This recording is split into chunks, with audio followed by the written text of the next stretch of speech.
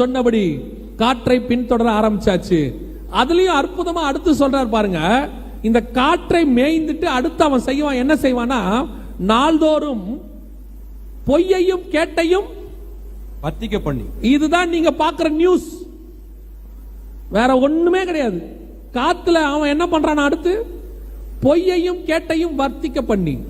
உட்கார்ந்து சேனல்ல நீங்க பாக்குறதுல 80% பொய், ஒரே பூகம்பம் தான். அடுத்தடுத்து சேனல்ல பாருங்க, ஒரு சேனல்ல 40 பேர் செத்தாங்கம்பாங்க, இன்னொரு சேனல்ல 80 பேர் செத்தாங்கம்பாங்க, ஒரு சேனல்ல 120 பேர் செத்தாம்பாங்க. கவர்மெண்ட்டை பாத்தீங்கன்னா யாருமே சாவலம்பாங்க. நீங்க வேணா பாருங்க, ஒரே நியூஸ எத்தனை பேர் எத்தனை விதமா சொல்றாங்கன்னு பாருங்க. ஒவ்வொருத்தரும் ஆளுக்கு ஒரு சேனலை தொடங்கிட்டாங்க. எல்லாருமே அவங்களுடைய பொய்ய சொல்லிக்கிட்டே இருக்காங்க. அதனாலதான் இன்னைக்கு நிறைய பேர் சொல்றாங்க, டிவி பார்க்காதீங்க, டிவியில வரதுல பாதி என்னவா இருக்கு, பொய். கேட்டை வர்த்திக்க பண்ணி. எது கேடு, நீங்க பார்க்கிற சினிமாவும் சீரியலும். அத மாதிரி கேடு உலகத்துல வேற ஒண்ணுமே கிடையாது. நிறைய ஆவிக்குரியவர்கள், அதுவும் ஊழியக்காரர்கள் கூட சீரியல் பார்க்கறாங்க. ஏன்னு கேட்டா அவங்க சொல்ற ரீசன், சினிமால தாங்க அசிங்கமாலாம் இருக்கு, சீரியல்ல எப்படி இருக்கு எல்லாமே. சீரியல் வெறும் பரிசுத்தவான்கள் மட்டும்தான் நடிக்கிறாங்க. சீரியல் ஓபன் பண்ணும் போதே கர்த்தாவே உமக்கு சித்தமானால் இன்னைக்கு அவர்களுக்குள் திருமணம் நடந்து விடட்டும், முடியும் போது என் ஆத்மாவே கர்த்தரை ஸ்தோத்திரே. அப்படியா நடக்குது?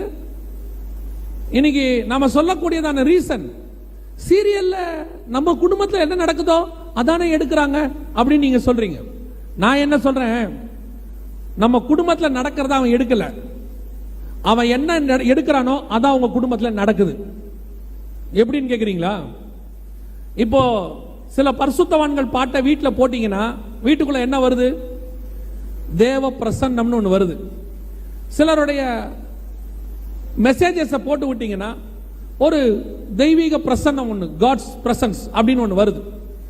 அப்போ ஒரு பரிசுத்தவான் பாட்டு போட்டா காட்ஸ் பிரசன்ஸ் வரும்னா, சீரியலை போட்டா என்ன வரும், சீரியலுடைய பிரசன்ஸ் வரும். சீரியல்ல என்ன வருது, அவளை நான் கொல்லாம விட மாட்டேன், அவ குடும்பத்தை நான் பிரிக்காம விட மாட்டேன், அவ புருஷனை நான் எடுக்காம விட மாட்டேன். அதுதான் உன் குடும்பத்திலையும் நடக்குது. நீங்க என்ன சொல்றீங்க, பாஸ்டர் கிட்ட வந்து தசமம் காணிக்கெல்லாம் கரெக்டா தான் கொடுக்குறோம், ஆனா எங்க குடும்பத்தில் எப்ப பார்த்தாலும் சண்டையா இருக்க, என்ன காரணம், சீரியல்ல சண்டை போடுறான் நீயும் போடுற, அவ்வளவுதான். சிலர் சொல்றாங்க சர்ச்சுக்கு வந்தா அமைதியா இருக்குங்க, வீட்டுக்கு போனாலே சமாதானம் இல்லை, ஏன்னா நாங்க சர்ச்சில் ஆராதனை பண்றோம், வீட்டில் நீங்க சீரியல் போடுறீங்க. நீங்க வேணா செக் பண்ணி பார்க்கறதுக்கு கொஞ்ச நாள் சர்ச்சில் சீரியல் போட்டு பாருங்க.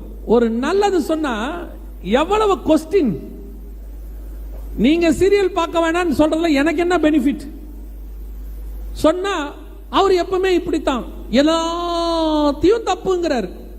10 வருஷம் கழிச்சு அப்புறம் 1000 வந்து நிக்கிறது, எங்க குடும்பம் ரொம்ப ரெண்டா பிரிஞ்சு போச்சு, என்ன பண்றதுனே தெரியல, ஒன்னும் பண்ண முடியாது, அவ்வளவுதான். இப்பவே இந்த பொய்யையும் கேட்டையும் வர்த்திக்க பண்ணுகிற the most idiot box in the world, அந்த குப்பை தொட்டியை தூக்கி வெளியே போட்டுருங்க, உங்க குடும்பமே நல்லா ஆயிடும். ஏன் தெரியுமா, கணவரும் பிள்ளையும் ஸ்கூலுக்கு போன உடனே 7:30 மணி 8:30 மணி 9க்குலாம் போட்டுறீங்க, 3:30 மணி வரைக்கும் ஓடுது. 3:30 மணிக்கு அவன் வரான் ஸ்கூல்ல இருந்து, அவன் உட்காந்து கார்ட்டூன் பார்க்கறான். அதுல என்ன வருது, அவனை கொல்லு, இவனை சுடு, அங்க ஒருத்தன் மறைஞ்சிருக்கான் பாரு அவனை சுடு, இவனை வன்முறையால தான் மாத்திக்கிட்டு இருக்கான். இது 7:30 மணி வரைக்கும் போகுது.